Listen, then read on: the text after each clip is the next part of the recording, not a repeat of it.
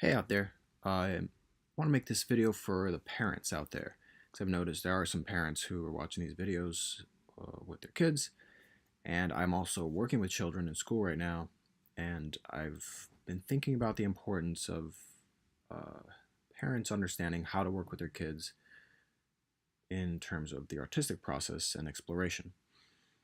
Being a self-taught artist, I've really been adamant about learning everything on my own, not going to school, not being influenced, but allowing myself to soak in the inspiration that I want and need, take bits and pieces so that my art and my process is really my own.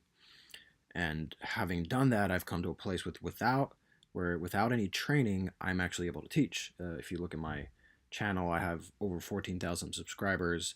I didn't do anything specific to, I didn't get any help to get subscribers. I didn't pay for it or anything. They came because it's just been speaking to people.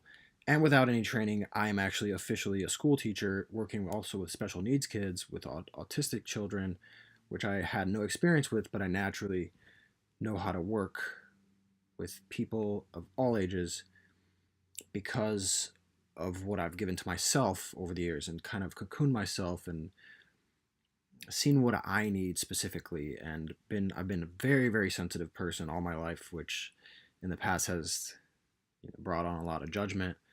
There's a lot of judgment in general about sensitivity, but it's actually like a very fine-tuned alarm system in a sense, or something of the sort. So over the years, I've observed my reactions to very subtlest things to not so subtle things, and felt the need to protect myself from certain things, perspectives, outlooks, etc., to keep my process pure for myself. Um, One thing about children is if they're made to feel like they have to do something, then it's not their choice. Then why really have an inspiration to do it if it's just a have to? So that is a huge part of, I believe, of why a lot of people think, oh, I'm not an artist, or I don't like to paint, I don't care to, whatever, because our general societal perspective on things in general is like have to, or have to do it a certain way. And art is really about the freedom to do it ourselves, for it to come from ourselves. It's our self-expression. So anyway, somehow I've gone on a tangent about this to give a little background, but this video first is to reach out and to see if there's any response from parents who are actually interested in a sort of a course or videos. I might make videos, or I might create an online course. I know I want to do it in person here in Brooklyn when I get the chance to and get some parents together. But I do have the option of doing both. I'd rather do an online course where there's actual FaceTime video, where there's in the moment, talking, response, whatever. I go on the fly with these things, and I get fumbled and jumbled, and it's all right. Um, but anyways, yeah, basically checking out to see if anybody has any interest in this. In this concept, though, I would be expressing my experience, concepts, and ideas of how to approach supporting your child through art, which ultimately translates to anything in life, anything that they want to do. Because ultimately, we'll do things in our lives the best if it comes from a desire and an understanding that we want to for whatever reason, even if it's a necessity, but that there's a sense in ourselves that still it is our choice, rather than a have to. Ultimately, everything is a choice. Even when we say, well, I have to do this, you don't have to. You can not do it and suffer the consequences if there are such, but everything is a choice. So with that empowerment comes a sense of self and a sense of purpose in whatever we do. So to me, exploring the artistic process is a huge thing.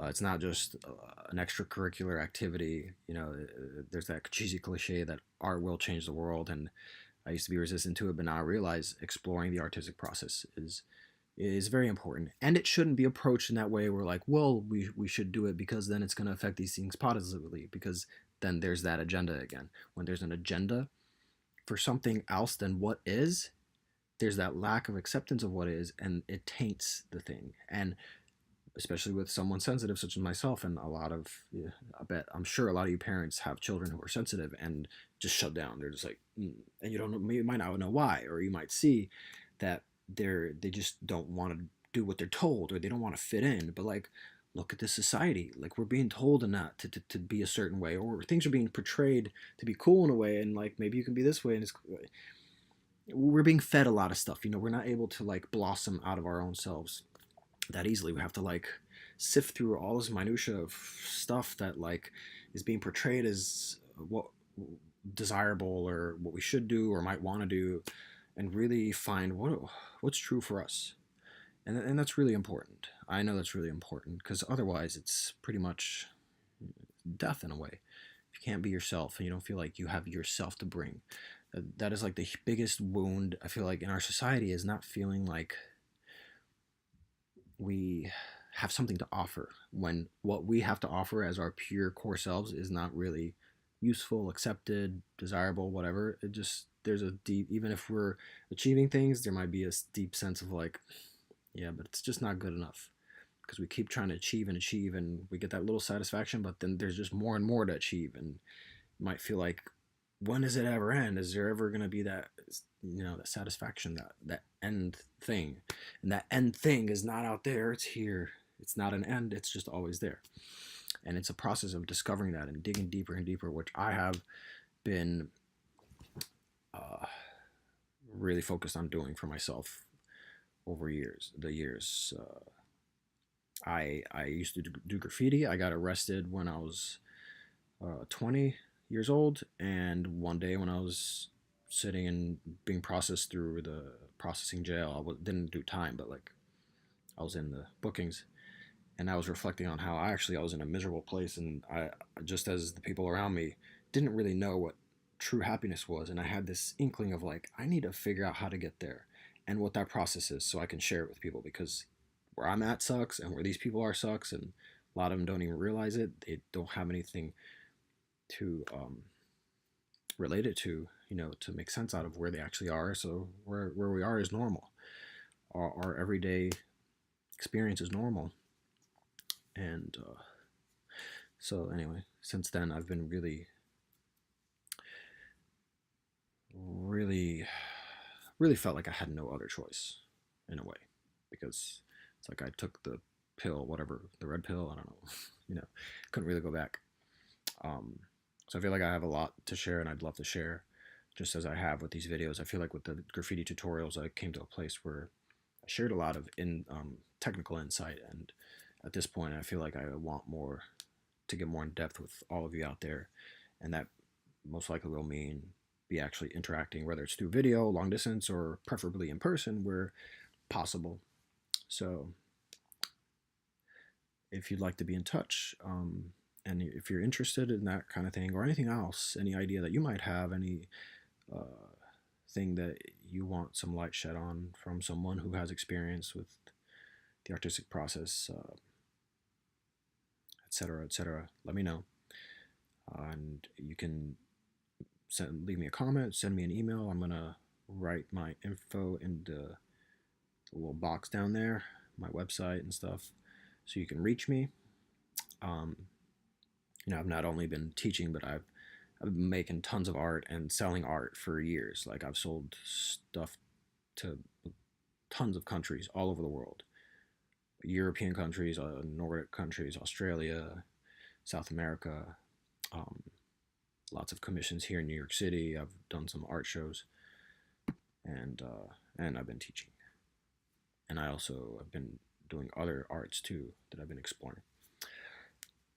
So, and if I give you one piece of advice or a suggestion, whatever you want to call it, if you want to support your kids through the artistic process, is be aware if there's a personal agenda, whether it's an agenda that they feel better, or a worry for them or something.